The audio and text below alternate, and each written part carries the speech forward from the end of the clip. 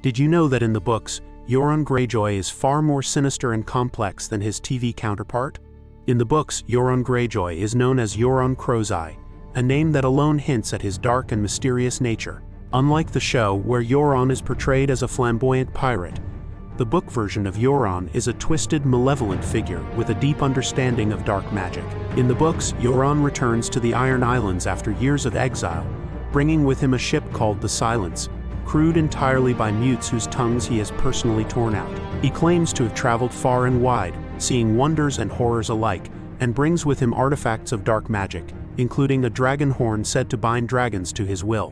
One of the most chilling aspects of Book Euron is his claim to have visited the ruins of Valyria, surviving a place where few dare to tread.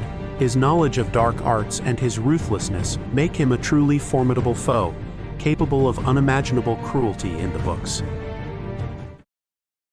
Remember the devastating Red Wedding?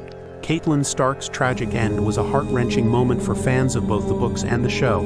But did you know that in the books, her story doesn't end there? In the books, Catelyn Stark is resurrected by the Brotherhood without banners.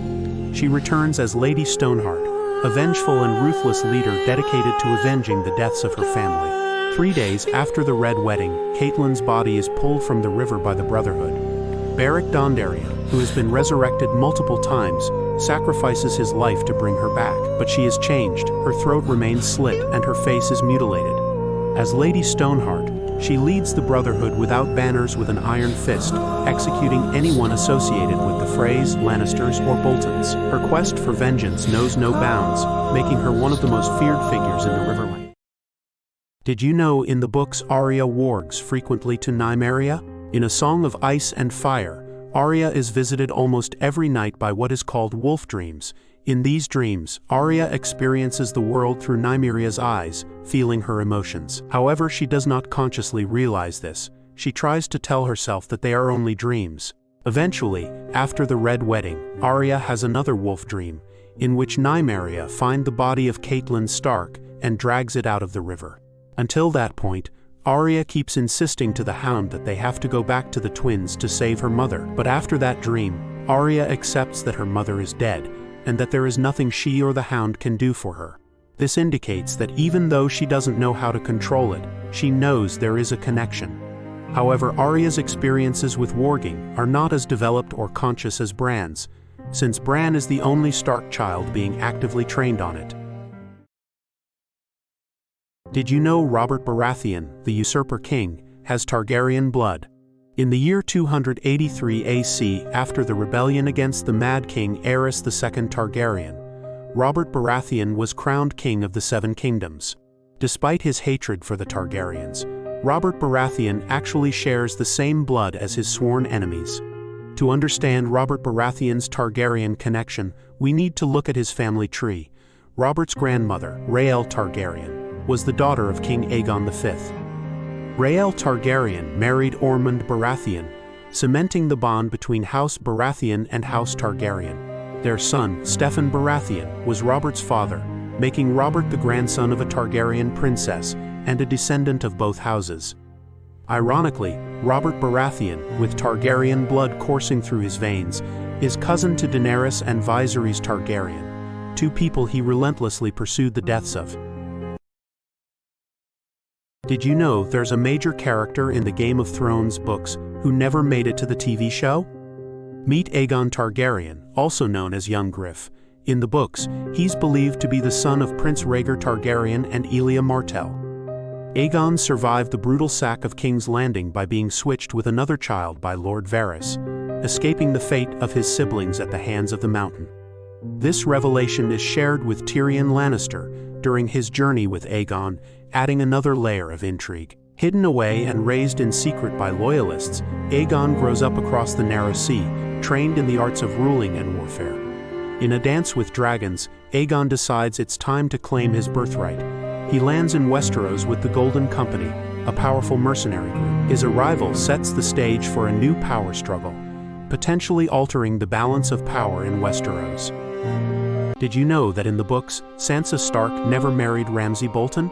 In the TV series, after enduring countless hardships in King's Landing, Sansa Stark's journey takes a dark turn when she is married off to Ramsay Bolton, the cruel and sadistic heir of Roose Bolton. This plot twist was a significant departure from the books, where Sansa's character remains in the Vale under the guise of Elaine Stone, learning the art of political intrigue from Littlefinger.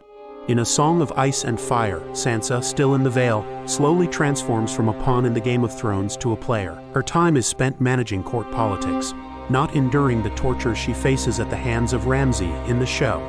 Instead of the brutality she faces in the show, book Sansa is involved in intricate plots, such as securing her position in the Vale and potentially reclaiming her family's stronghold of Winterfell.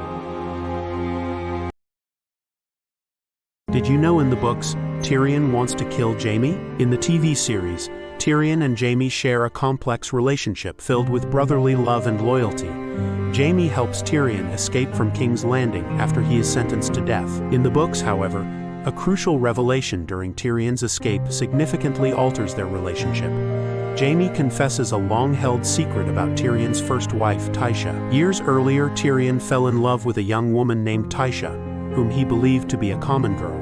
They married in secret, but when Tywin discovered this, he made Jaime tell the truth to Tyrion, that Tysha was a whore, and ordered his soldiers to require her services in turns while Tyrion watched. Jaime tells Tyrion Tysha was not a whore. She was your wife, truly. Father made me tell you otherwise. This confession shatters Tyrion and marks a turning point in his relationship with Jaime. After the reveal, Tyrion learns that Tysha was, in fact, genuinely in love with him. This fuels his anger against Tywin and Jaime. Did you know in the books Tyrion tells Bronn what happened with his first wife Tysha? At the age of 13, he and his brother Jaime rescued a common girl Tysha from some bandits near Castley. While Jaime went after the bandits, Tyrion took care of Tysha. To his amazement, Tysha liked him, and they eventually fell in love. Tyrion became so enamored by her that he bribed a drunken Septon and married her in secret, and for a fortnight they played the husband and wife. However, their happiness was short-lived. Tywin Lannister discovered the marriage and was furious. He commanded Jaime to lie to Tyrion and say that Tysha was a prostitute whom Jaime had hired to take Tyrion's virginity and make him more confident. To drive the lesson home, Tywin had his guards arpay Tysha for a silver coin each while Tyrion watched, and then made Tyrion arpay her as well, paying a gold coin stating that a Lannister was worth more. After Tyrion tells this story, Bronn looks to him and tells him, 13 or 30 or 3, I would have killed the man who did that to me. Did you know in the books, Targaryens escaped Valyria's doom due to dragon dreams? Dragon dreams are prophetic visions experienced by certain members of House Targaryen and Blackfyre. These dreams often foreshadow significant events and sometimes reveal hidden truths. There are a lot of significant characters known for their prophetic dragon dreams, such as Aegon the Conqueror, Maester Aemon, and Daenerys Targaryen, but by far the most important was Daenys, the Dreamer. When Daenys Targaryen was still a maiden, she experienced a series of prophetic dreams, the most significant of which foretold the destruction of Valyria. Her father, Lord Aenar Targaryen, heeded her dream and sold his holdings in the Valyrian freehold and moved his family and all of their belongings to Dragonstone. With them, they took 5 dragons, including Balerion. When the doom of Valyria came 12 years later, House Targaryen was the only family of dragon riders which survived. Did you know in the books, Robert Baratheon knew Joffrey was a monster? In the TV series, Robert Baratheon is portrayed as largely indifferent to his children, particularly Joffrey. The show depicts Robert as unaware of Joffrey's cruelty and malicious tendencies. In A Song of Ice and Fire, however, Robert Baratheon has a much clearer understanding of Joffrey's character. His perception is marked by disappointment and even fear of what Joffrey could become. I am sorry for your girl, Ned, truly. About the wolf, I mean, my son was lying, I'd stake my soul on it. My son? How could I have made a son like that, Ned? He's only a boy, Ned said awkwardly. Have you forgotten how wild you were at his age? It would not trouble me if the boy was wild, Ned. You don't know him as I do, he told Ned. Robert even confesses he dreamed of giving up the crown and spending his days as a sellsword in the Free Cities. But the idea of Joffrey as king with Cersei behind him terrifies him. Did you know in the books, Cersei and Jaime relationship started when they were very young, and Joanna, their mother, found out about it? In the books, The origins of Jaime and Cersei's relationship are explored in greater depth compared to the TV show. Cersei says, "When we were 7, Jaime and I were more than brother and sister. We were like twins, two halves of a single whole." In A Storm of Swords it is stated that Jaime had been Cersei's first, as she had been his.